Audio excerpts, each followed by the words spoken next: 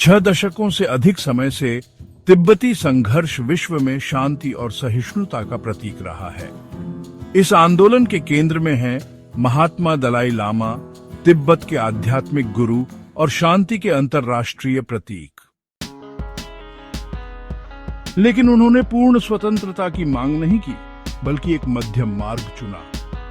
एक ऐसा मार्ग जो संघर्ष नहीं, संवाद की बात करता है। यह मिडल वे अप्रोच क्या है? दलाई लामा ने इसे क्यों चुना? चीन इसे क्यों ठुकरा रहा है? और क्या तिब्बत फिर कभी स्वतंत्रता की सांस ले पाएगा? दलाई लामा द्वारा सुझाई गई मिडल वे अप्रोच का मूल आधार है अहिंसा, यथार्थवाद और आपसी सम्मान। यह पूर्ण स्वतंत्रता की बजाय तिब्बत को चीन के अंतर्गत वास्तविक स्वायत्तता की मांग करती है। इसमें शामिल है तिब्बती संस्कृति और धर्म की स्वतंत्रता, शिक्षा में मातृभाषा, पारिस्थितिकी संरक्षण, प्रशासनिक अधिकार।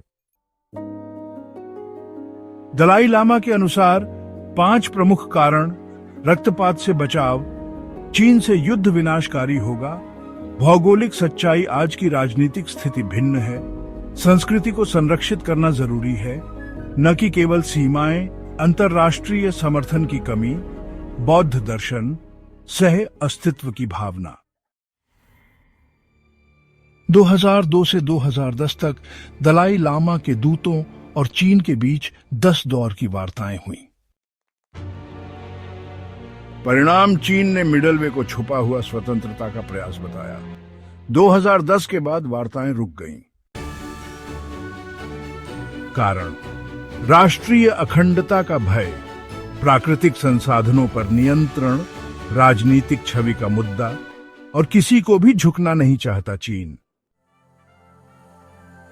दलाई लामा के रास्ते को बहुतों का समर्थन है, परंतु सब नहीं मानते। टिबेटन यूथ कांग्रेस जैसे संगठन पूर्ण स्वतंत्रता की मांग करते हैं। नई पीढ़ी पूछती है, हम चुप क्यों रहें? फिर भी सर्वेक्षण बताते हैं कि अधिकांश प्रवासी तिब्बती मिडल वे का समर्थन करते हैं, चाहे वह आस्था से हो या व्यवहारिक सोच से। कुछ कहते हैं आंदोलन की गति धीमी हो रही है, लेकिन संघर्ष की आत्मा जीवित है, स्कूलों, युवाओं और सामाजिक मंचों पर। दलाई लामा ने स्पष्ट किया है, वह पुनर्जन्म ले भी सकते हैं या नहीं भी। यदि लिया तो तिब्बत के बाहर होगा। चीन द्वारा घोषित 15वें दलाई लामा को अवैध माना जाएगा। क्या वे अपने जीवन काल में फिर से तिब्बत लौट सकेंगे? फिलहाल चीन का रवैया सख्त है, लेकिन भविष्य में बदलाव संभव है, यदि दुनिया चाहे तो। दुनिया को शब्दों से आगे बढ़कर कार्य करना चाहिए। चीन पर दबाव बनाया जाए, तिब्बत को संयुक्त राष्ट्र मंच मिले और स्वतंत्रता की शांतिपूर्ण मांग को मान्यता दी जाए। दलाई लामा ने कभी युद्ध नहीं मांगा, उन्होंने संवाद और सह अस्तित्व का मार्ग चुना।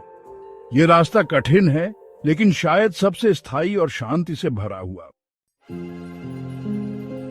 प्रश्न ये है, क्या दुनिया उनके साथ इस रास्ते पर चलेगी?